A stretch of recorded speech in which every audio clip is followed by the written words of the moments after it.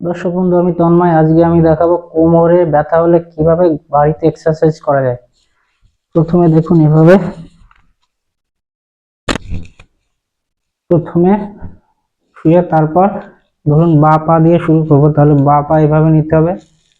ডান হাত, বাঁ হাত এই সাইডে থাকবে, ডান হাত দিয়ে বাঁ পায়ের হাঁটুর এখানে ধরে এইভাবে টানবো এবং মাথা বা ঘাড় এইভাবে রাখবো। শোল্ডার কিন্তু উঠবে না, শোল্ডার এভাবে সোজা থাকবে। এই এভাবে 15 থেকে 20 সেকেন্ড হোল্ড করে থাকবো। তারপর আবার আগের পজিশনে যাব। এবার আবার ডান পা এভাবে নেব, ডান হাত এভাবে সাইডে থাকবে, বাঁ হাত দিয়ে ডান হাতও এভাবে নিয়ে 15 থেকে 20 সেকেন্ড এভাবে থাকবো।